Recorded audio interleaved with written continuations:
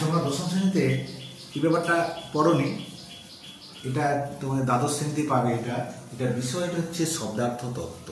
অর্থাৎ শব্দের যে অর্থ আছে সেই অর্থগুলো কিভাবে পরিবর্তন হয়, সবসময় যে অর্থ মানে নির্দিষ্টভাবেই বোঝাবে এমনটা কিন্তু নয়। বিভিন্ন বিভিন্ন বিষয়ের উপর কিন্তু শব্দার্থ নির্ভর করে।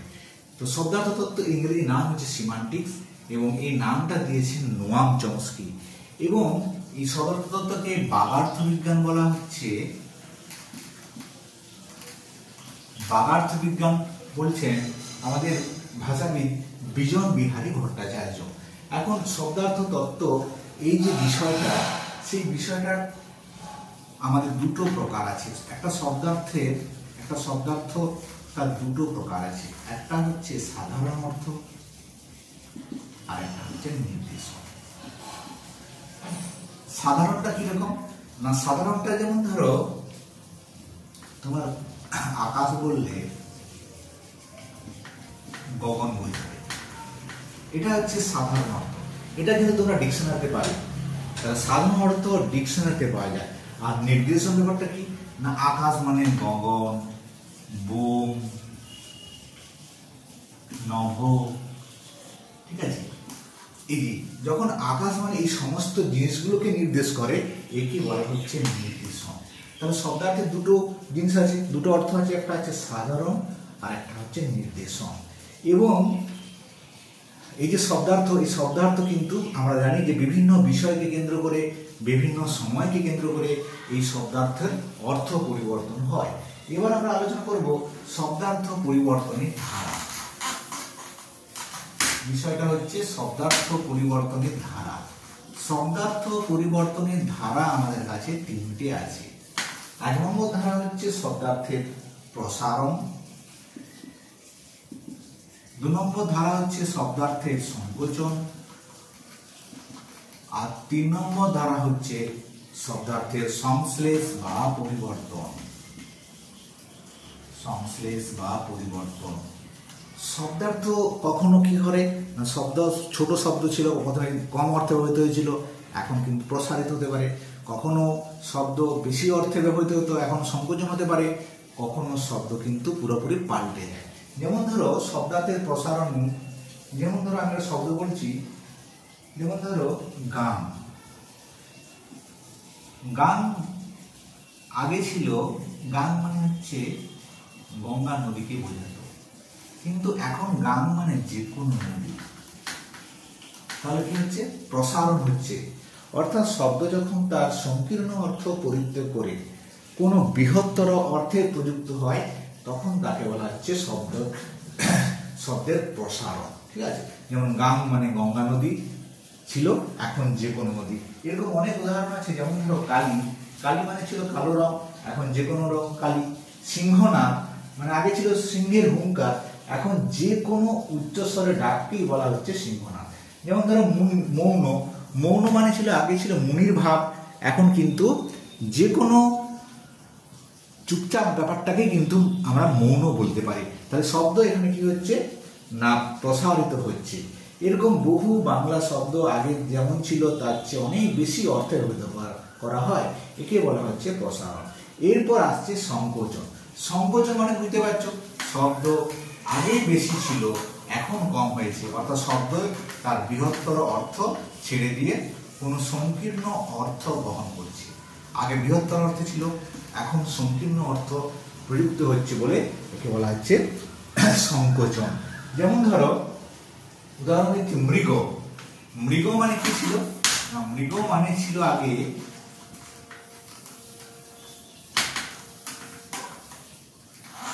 পশু, এখন মৃগ মানে কেবলমাত্র হরিণ। তার মানে শব্দ আগে পশু মানে যে কোনো পশু বোঝাতো, সে সিংহ, হাতি, হরিণ সবকে বোঝাতো, কিন্তু এখন হচ্ছে শুধুমাত্র হরিণকে বোঝায়। অর্থাৎ শব্দ যখন তার বৃহত্তর অর্থ পরিত্যাগ করে কোনো সংকীর্ণতর অর্থে প্রযুক্ত হয়, তাকে বলা হচ্ছে শব্দার্থের সংকোচন। যেমন ধর উদাহরণ প্রদীপ। প্রদীপ মানে ছিল আলো, এখন প্রদীপ মানে হচ্ছে যে কোনো আলো নয়, প্রদীপ মানে হচ্ছে মাটির বা ধাতুর ওই পাত্রে তোমার সলতে পাকিয়ে তেল দিয়ে জ্বালা, সেটাকে বলা হচ্ছে প্রদীপ। অর্থ এখানে কি হচ্ছে, সংকুচিত হয়ে যাচ্ছে। যেমন ধরো যেমন ধরো অন্ন মানে আগে ছিল খাদ্য, এখন কিন্তু অন্য যে কোনো খাদ্য, তোমার সেটা ভাত রুটি চিড়া হতে পারে, এখন কিন্তু অন্ন মানে হচ্ছে শুধু ভাত। তাহলে শব্দ এখানে সংকীর্ণতর অর্থে প্রযুক্ত হচ্ছে বলে একে বলা হচ্ছে শব্দার্থের সংকোচন। যেমন ধরো পঙ্কজ মানে আগে পাকে জন্মেছিল যেগুলো, অর্থাৎ তোমার পদ্ম, শালুক, গেঁড়া, গুগলি সব কিন্তু আমরা পঙ্কজ, কিন্তু এখন পঙ্কজ মানে শুধুমাত্র পদ্ম। অর্থাৎ এখানে কি হচ্ছে, শব্দার্থের কিন্তু সংকোচন হয়ে যাচ্ছে। এরকম বাংলা বহু শব্দ আছে যাদের সংকোচন হয়। যেমন ধরো মুনিশ মানে আগে ছিল মনুষ্য, ঠিক আছে, এখন কিন্তু মজুরকে বোঝায়। আগে সব মানুষকে আমরা মুনিশ বলতাম, এখন কিন্তু মুনিশ মানে শুধুমাত্র মজুর, যারা দিন আনে দিন খেয়ে কাজ করে, শ্রমের বিনিময়ে, দৈহিক শ্রমের বিনিময়ে কাজ করে, তাদেরকে মজুর বলে। এখানে অর্থ কিন্তু সংকুচিত হচ্ছে, ঠিক আছে। তো এইভাবে কিন্তু অর্থ সংকুচিত হয়। আমার শেষ আছে এবার আছে শব্দের তোমার সংশ্লেষ বা পরিবর্তন। এখানে কি হয়, শব্দ তার পুরাপুরি অর্থ পরিত্যাগ করে। যে অর্থটা ছিল সেই অর্থটাকে সে একেবারে প্রত্যাখ্যান করে নতুন অর্থ গ্রহণ করে। শব্দ যখন তার নিজস্ব অর্থ পরিত্যাগ করে কোনো নতুন অর্থে প্রযুক্ত হয় বা নতুন অর্থকে সূচিত করে, তাকে বলা হচ্ছে শব্দার্থের সংশ্লেষ বা পরিবর্তন। যেমন ধরো আমি উদাহরণ দিচ্ছি, সন্দেশ মানে ছিল খবর, এখন কিন্তু পুরোপুরি আলাদা, এখন হচ্ছে মিষ্টান্ন। এই যে শব্দ যখন তার সম্পূর্ণ অর্থ পরিত্যাগ করে কোনো নতুন অর্থে প্রযুক্ত হয়, তখন তাকে বলা হচ্ছে শব্দার্থের পরিবর্তন। যেমন ধরো দারুণ মানে আগে ছিল দারু নির্মিত মানে কাষ্ঠ নির্মিত, আর এখন কিন্তু দারুণ মানে হচ্ছে নিদারুণ বা খুব। অর্থ সম্পূর্ণ পাল্টে যাচ্ছে। যেমন ধরো চামচে মানে আগে ছিল ছোট চামচ, এখন চামচে মানে হচ্ছে তোষামোদকায়। যেমন ধরো কলম মানে আগে ছিল স্বর বা খাল গাছ, এখন কিন্তু কলম মানে হচ্ছে লেখনী। যেমন ধরো ঘর্ম মানে আগে ছিল গরম, এখন কিন্তু ঘাম বোঝায়। অর্থাৎ শব্দ এখানে কিন্তু নিত্য নতুন অর্থ পরিত্যাগ করে। যেমন গবেষণা মানে হচ্ছে গরু খোঁজা, কিন্তু এখন গবেষণা মানে হচ্ছে তত্ত্বানুসন্ধান, বিজ্ঞানীরা গবেষণা করে। এই যে শব্দ তার নতুন অর্থ পরিত্যাগ, নতুন অর্থ গ্রহণ করার জন্য পুরাতন অর্থকে সম্পূর্ণভাবে পরিত্যাগ করছে, এইটাকে বলা হচ্ছে শব্দার্থের পরিবর্তন। এরকম বাংলা বহু শব্দ আছে যেগুলো আমাদের নিত্য নতুন ভাবে তার অর্থ পরিবর্তন করে। যেমন ধরো পাত্র মানে ছিল আগে ছিল পান করার আধার,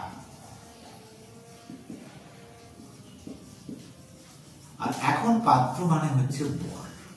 এই যে অর্থ তার সম্পূর্ণ রূপে পাল্টে যাচ্ছে, এই ব্যাপারটাকে বলা হচ্ছে শব্দার্থের পরিবর্তন বা সংশ্লেষ। তোমাদের এটা প্রাথমিকভাবে এই আলোচনাটা শুরু হলো, পরের ভিডিওতে বাকি আমরা আলোচনাটা করব।